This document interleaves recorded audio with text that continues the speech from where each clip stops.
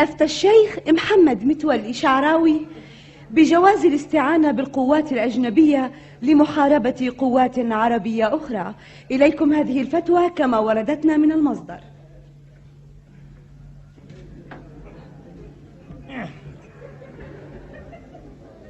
ميرسي.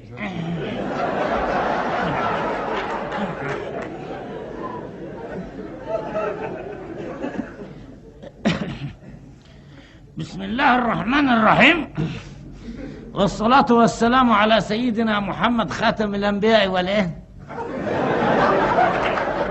والمرسلين. السلام عليكم ورحمة الله وبركاته. قال رسول الله صلى الله عليه وسلم: اغتربوا.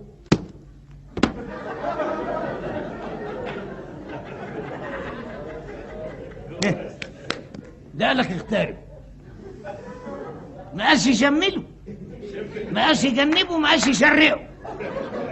ده حددها. هي كلمة واحدة سبحان الله. ده حددها وقال لك ايه؟ اغترب. انما اغتربوا دي معناها ايه؟ ما هو لازم يكون لها معنى وراها حكمة. اغترب دي فعل امر، وسبحان الله فعل امر مش فعل ماضي ولا مضارع. والواو والجماعة يا جماعة. يعني ده قصدكم كلكم. طيب، هناك قولان في معنى اغترب.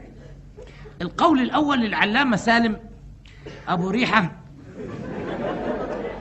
وده من المراجع الموثوق فيها جدا، يقول لك معنى اغتربوا: استعينوا بالغرب. ده لك استعينوا بالغرب، ما قالش شمال غرب، ما قالش جنوب غرب ولا الوسط، ده عممها.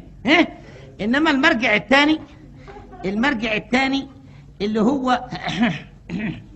اللي هو سالم الزمخشري، وده الراجل واخد الدكتوراه بتاعته في اغترب.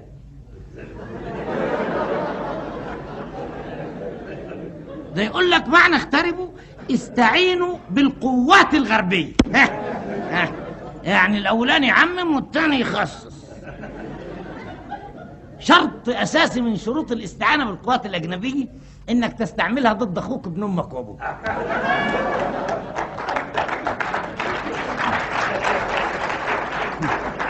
ده بناء على النص الصريح والواضح اللي يقول لك: أخي جاوز الظالمون المدى. طب معناها إيه أخي جاوز الظالمون المدى دي معناها: أخي أنت يا ابن أمي وأبويا، أنت يا لحمي ودمي، أنت يا ده العادي، أنت يا عمر، أنت ظالم وجاوزت المدى. بقى هنا بقى مسموح لك شرعا فرعا تجيب القوات الأجنبية وتدك سلسفيل أبو اللي خلفه أخوك. ده حقك بقى، ده حقك الشرعي تعملها وانت مش ندمان ابدا، تعملها وانت واثق من نفسك، لانه حقك شرعا فرعا بقى. انما اي القوات الاجنبيه ما هو مش اي قوات اجنبيه. يعني تيجي تقول لي والله تونس ولا نيكاراغوا ولا كولومبيا دي قوات اجنبيه؟ لا، مش قوات اجنبيه. وليه مش قوات اجنبيه؟ لانه ما نزلش نص صريح وواضح فيه. هناك نص صريح وواضح في دوله محدده، والنص عندي انا بس. النص يقول لك: واستعن بأمرك على أخيك بالحق. ده حددت، دي اتحددت. ده بيقول لك استعن بأمرك على أخيك، ما قالش استعن بابن عمك ولا خالك ولا جيرانك ولا أمك ولا أبوك. ده حددها وقال لك استعن بأمرك، يعني استعن بأمريكا.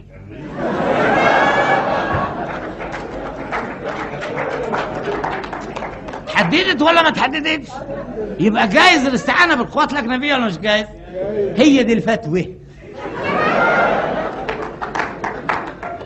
وانا لما افتي ما اعرفش ربنا.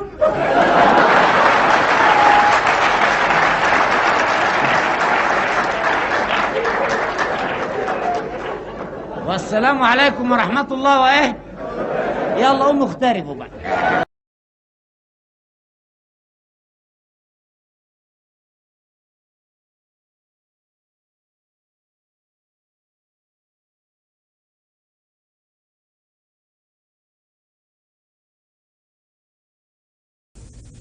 طيب، إذا كانت المرأة لا مؤاخذة زنت على فراش زوجها، يبقى ابن شرعا، لأن الولد للفراش.